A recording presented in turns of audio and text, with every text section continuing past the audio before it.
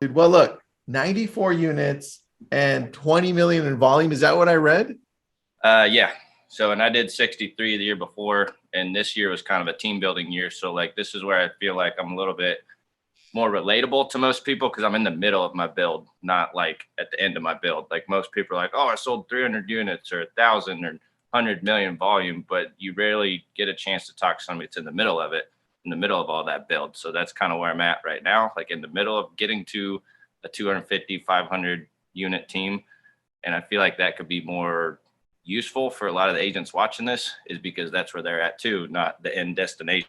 And then I'll tell you, I'm literally in the middle of it. So, all right. Well, what does that look? Because going from where you were, you've already doubled and you're going to now double again. Let's say you have an amazing year. What are the things that you're putting in place to do that? Because this is what I think we miss because we only interview the people that are already there.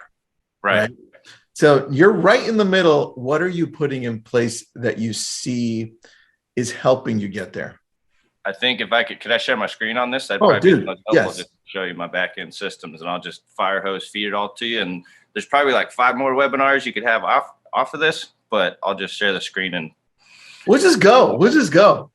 Yeah, so we'll just go and then show you as much as I can, and then we'll do more later. So, Nice. Or like I do a lot of YouTube videos and webinar and things like that. So go follow my channels, my socials, all that stuff. We're gonna do that. I try to record. Wait, what's your social channel?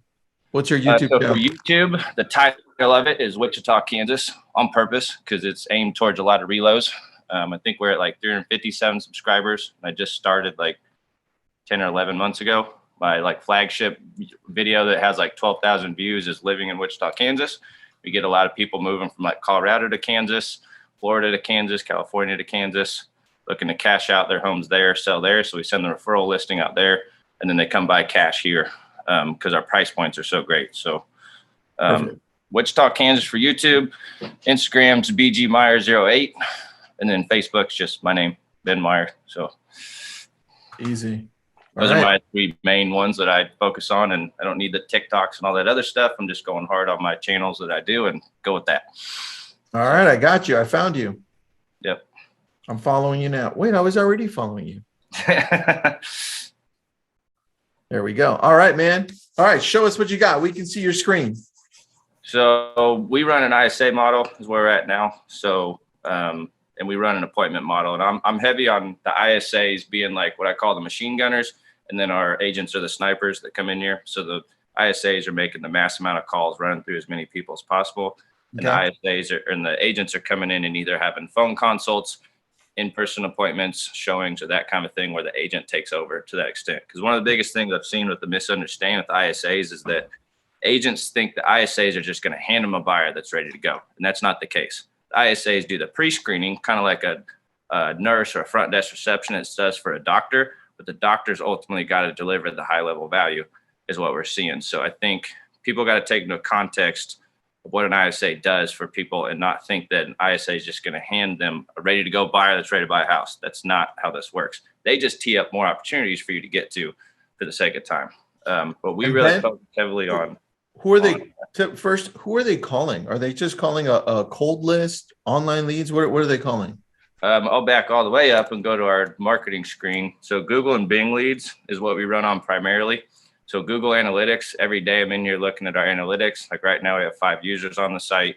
We're constantly studying search traffic to basically beat Zillow at their own game. With Google and Bing leads starting to build more into YouTube and Google My Business. But if you bring up, like I'll just show you a real life example, incognito window, you type in Wichita homes for sale in our area. Our ad, that first one will be the one that comes up. So we're the very first thing comes up. People click on that first thing. And this is a Bing lead because it's Yahoo. And I'll show you a Google example. They come in here, they start looking at houses. We know that like 2,000 people will click on these, 200 people actually in their information. 20 of us are really the only ones we want to work with. We're not worried about the other 1980. We just want to take those 20 and give them the most high level, awesome service possible and turn those into 20 deals. Is our strategy. And that's just Bing. You know, on Google, we're doing the same thing. If you go to Google, we want to be the very first thing that shows up when you type in Wichita homes for sale, and we do it super generic like that for a reason. It's because, and there we are again, like we have that picture. So this is where we're generating most of our leads and our traffic is through this. And we're using the forced registration as a filtering process for, are you a serious buyer and are you willing to work with us and cooperate with us? Because if you already won't do those two things, you're probably not our ideal person in the first place. There was 13,000 homes that sold their market last year. That's 26,000 transaction side. We only want 1,000 of those of the best people. We don't want everything in the market. We know we're not going to get everything in the market. So we're using our marketing and sales process as a filter for the best people and screening people out instead of being like, I need to get everything. Like in a lot of ways, we're filtering them to see if they're worth our time to work with than the other way around. Because we know how to win in this market. We know how to get homes sold. We know how to get homes bought and like win the offer, which is the value here in this market. Because just because you can run around, show houses and write contracts doesn't mean you can get offers accepted. And that's where like we're really winning as those aggressive realtors. And it's like, if you want to win, get with us. If you don't, you can go try it with your friend from church, work, or school who doesn't know what the heck they're doing. So good luck. Then that's kind of our attitude with it. And that's where it's like, kind of follow our process. You'll win. If you don't, so what? Like, because we got plenty of people who will and are. So there's no need to. Well, how many leads are coming in right now just through Google and Bing a month approximately? So I looked at last month, January, we had 308 from Google and 123 through Bing. And that's about 5,000 a month ad spend. So the cost per lead is about $11. Ooh, that's pretty decent, dude. I like that. So yeah, leads are good. But at the end of the day, like I honestly don't care how many leads we get because leads don't do anything. You need conversions. Like if I could get 20 leads and have 20 deals, I would do that. As long as the cost is there, because that's kind of what Zillow is, but not really. Like Zillow costs so much money up front. It can work for a single agent, but it's very tough as a team to build it out profitably and scale it. Yep. Which is why basically I saw what Zillow was doing. I don't hate them. I don't knock them. I just learn from them and then want to beat them at their own game, which is what we're doing with Google and Bing. And most of Zillow and realtors traffic is paid ads anyway. Like what we're doing, we just need to take it back as realtors and play the game like they're doing and beat them at it. So not mad at them, just saw what they did to improve and now do better. Yeah, so they use Google and Bing all day. Yeah. So that's just play the same game. That's it.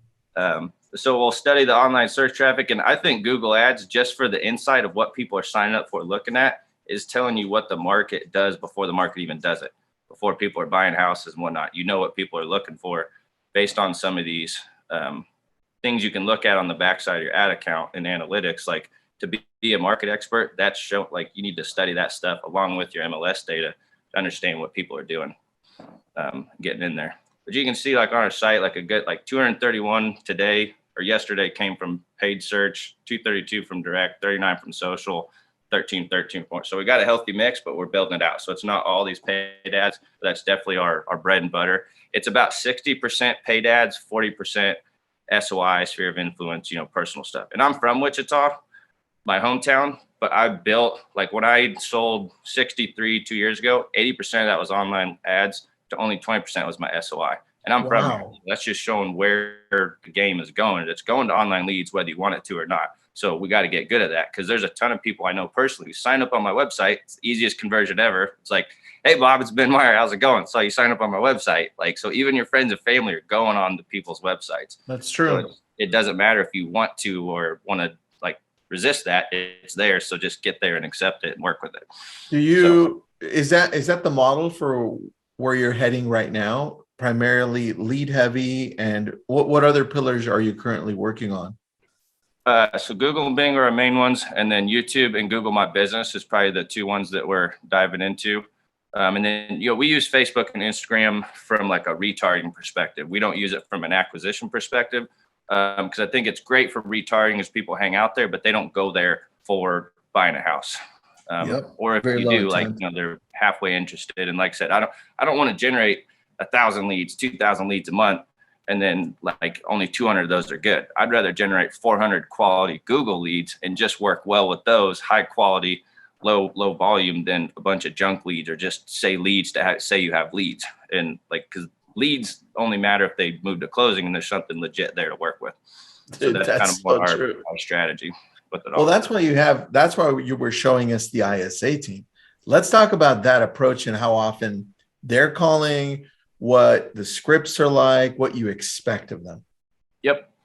So I'll pull up like this month and last month. So they just call out of my account because obviously I have the master one.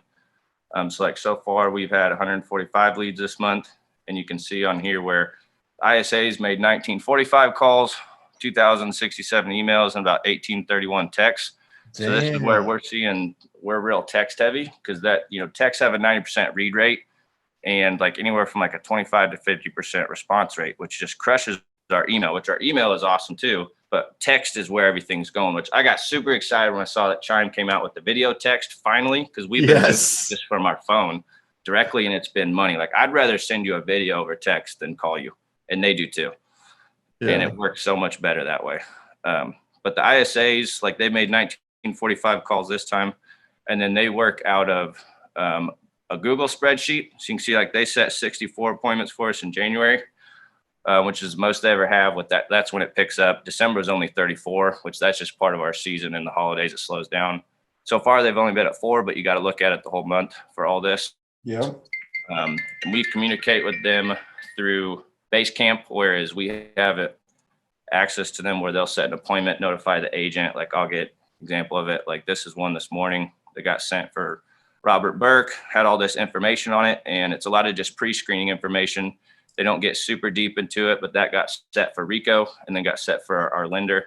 Phone call today at 1 p.m. with Rico. And that's where like Rico will dig in as the agent in more detail and do the high level, doctor work, as we call it. The ISA just screens it, tees it up, and then sends it to us and say, hey, here's this guy, go take it from there. So that's where like a big focus I have is, yeah, we got a great system. We got leads, marketing, all that. But what are you doing as the agent to make sure you convert this? Like where are your skills coming in to actually deliver value, have good conversations, and do something with this? Because that's the biggest thing I've seen about agents wanting to join the team or get in here. It's usually the agent dropping the ball, the agent not doing enough to convert these leads, deliver value right away, and actually move this to a closing.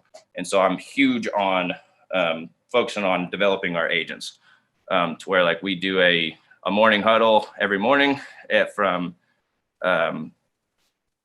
about 8 to 8:30, and we go over like what's your plans for the day, what sales and marketing book are you reading, and how you're going to apply it. And then we do some role play. And then we get right into power hour prospecting, which I guess I can bring up my schedule and show you. Yeah. We all get on a video call prospect together while the ISAs are together. And then we do a huddle afternoon every day at 4 too, where we go over what your wins for the day, what's your struggles, how'd you overcome them, where's your mindset at, and what's your next opportunity for growth. So I'm very heavy on agent accountability and like what's your plan and how to go from a group learning standpoint. So I have 7 agents right now and 4 support staff, and we all get together mastermind to learn from each other and what you got going on and like real-time feedback of everything. And where are your ISAs located locally? Where are they at?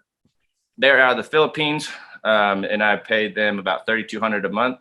And that's what I've seen is the best profitable situation for where we're at right now. Eventually, I will bring in an in-house ISA locally, but one, they take a lot more training, they cost a lot more. And for right now, with where we're at in our business, this is the most profitable way I've seen for like the amount of calls they make, the amount of activity. Yes, they're not perfect, but it's like if you're willing to talk that ISA, go through all that process, get to that point, like you're a hot person that an agent needs to get in there and get with right away. Because if you're willing to talk to an ISA, like you're ready to go. And we can't really expect more than that out of that type of service, what we're paying for. I think people want to be cheap in this situation and not pay enough, or they pay like what I'm paying and they expect the world. Like if somebody just be like, oh, well, where's this person like handed to be ready to go? You're not paying enough for it, for like the cost of it. So you have to just kind of take some of that into account as a business owner. I found that a lot of times realtors just aren't that great business owners. They're great salespeople and they know how to run around and hustle their friends and family. But when it comes to actually running a business like this is where it's a lot higher level system than just let's go open doors and show houses. How many ISAs do you have?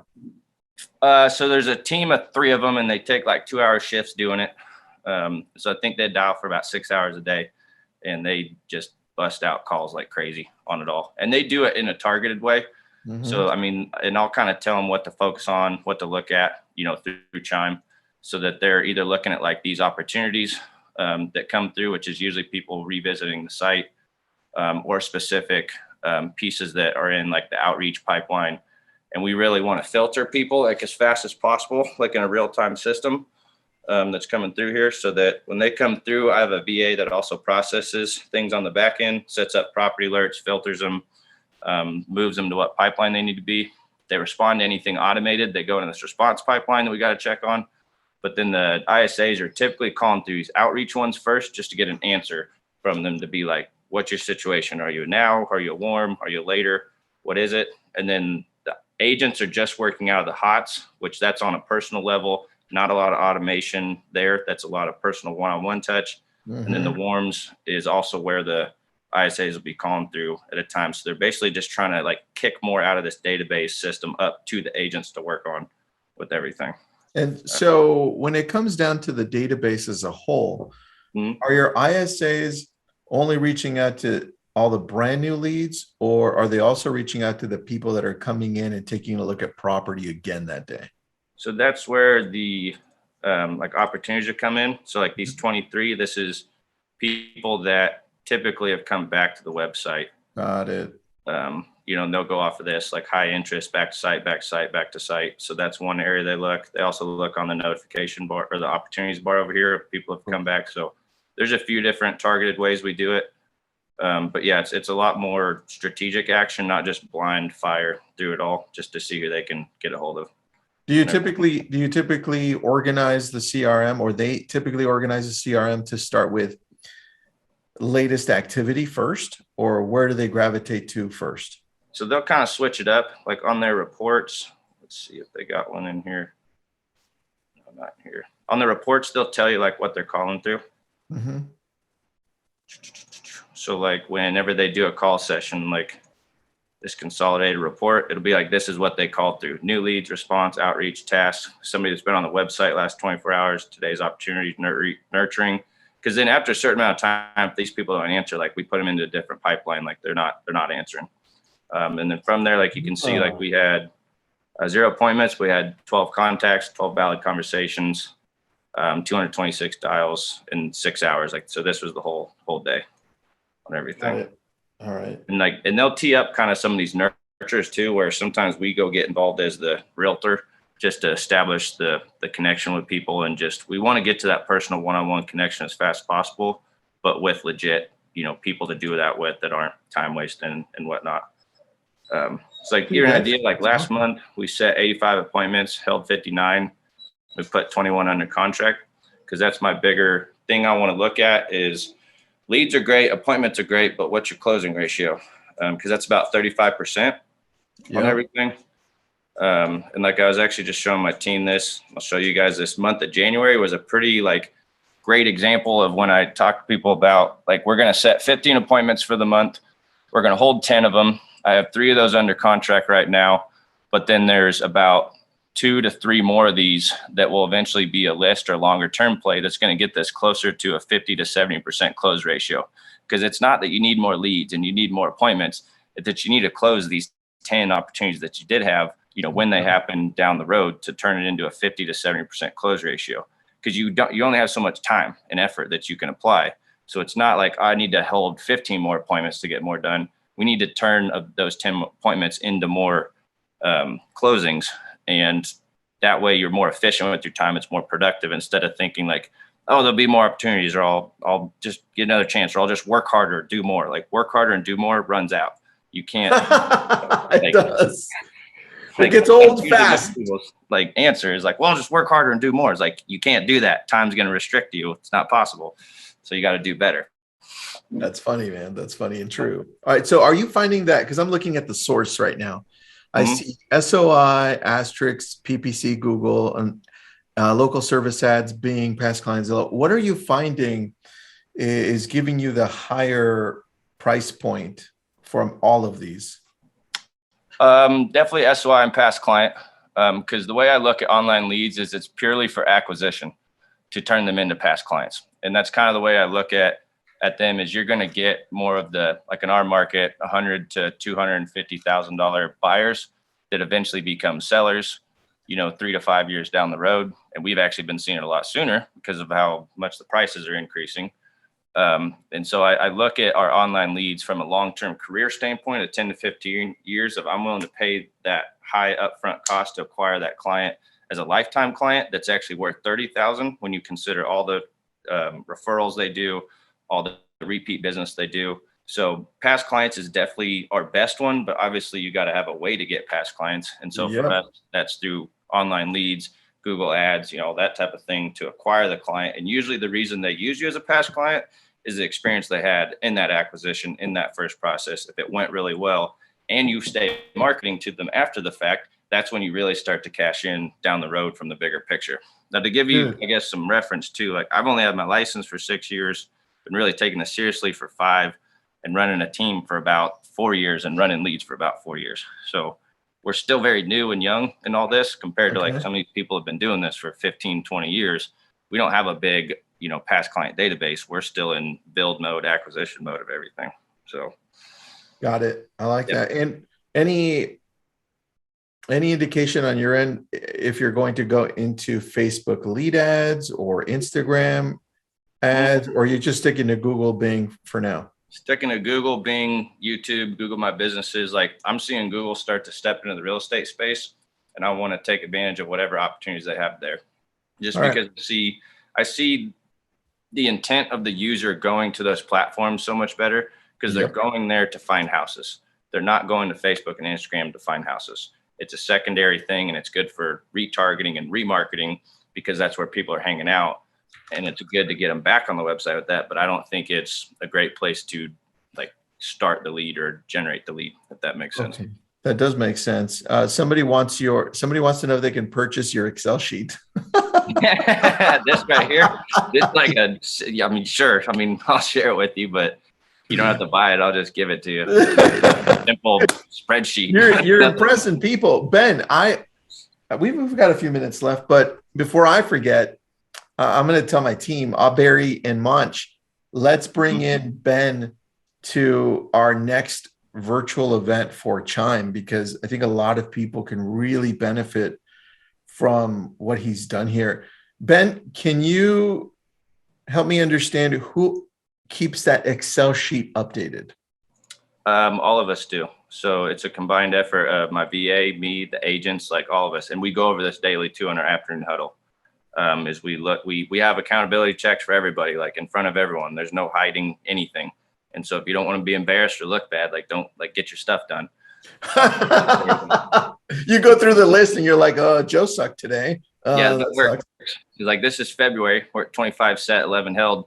And like, I know that ratio is terrible, but it's not over yet. We're a month not over yet. We're a little bit behind here. We're a little bit behind our goal, but we currently have 25 pending between the team of us all. So like we got things moving and it's moving in the right direction, but you got to stay focused on it, on making sure it continues to go like it's supposed to. One of the things I want to bring up really, really fast is the emails.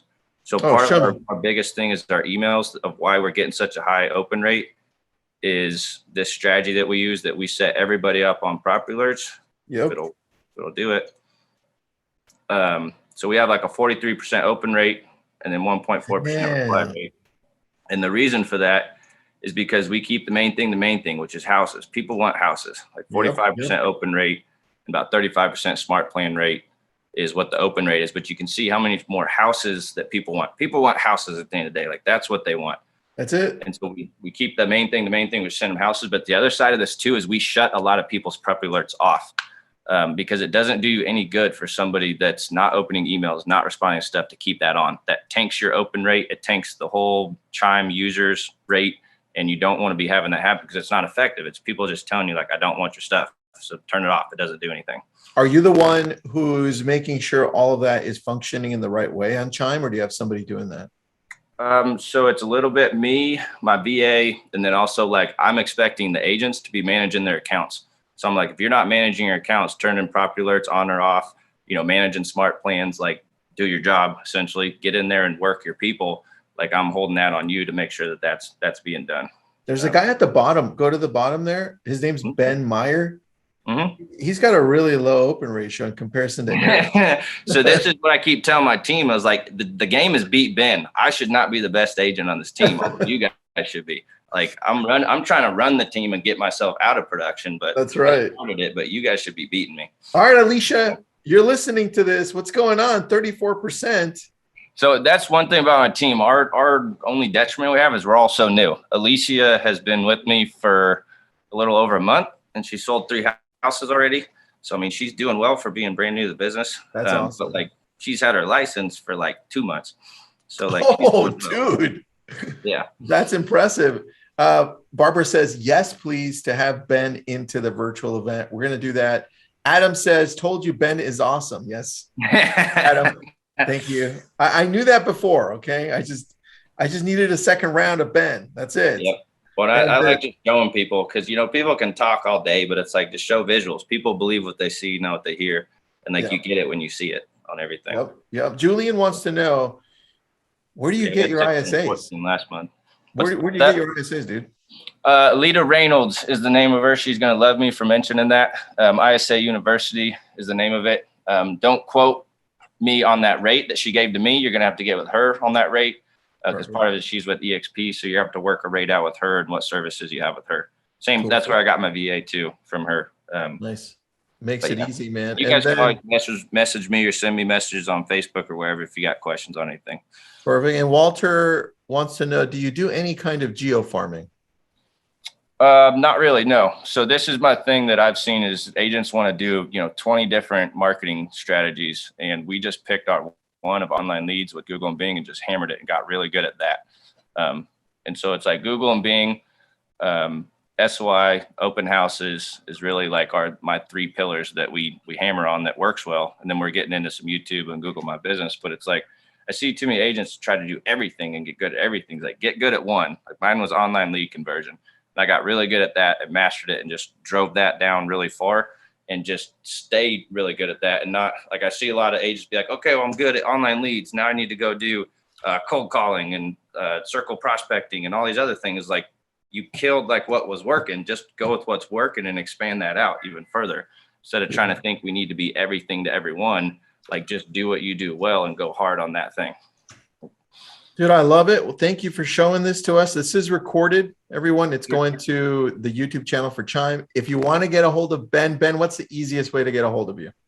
Facebook, social message. All right. And then if you want for him to share that Excel sheet, you have to join EXP on his downline. No, I mean, I will give everyone everything I do, because I know it's still hard as hell to do it, and you're still going to need help, like to pull it off, even if I don't do everything. I'm just messing. That's where I come in. Ben, thank you so much, man. We'll make sure to bring you on for that virtual event, because this was awesome. Yep, I'd love to. Got so much more. So we appreciate you, buddy. Next time, though, I want you to be like at 7.5%. No, I got to bulk back up now. Okay. So I'll still stay lean, but I got to throw some size on. All right, buddy. Thanks, man. Have an awesome day. See you later. Thank you, everybody.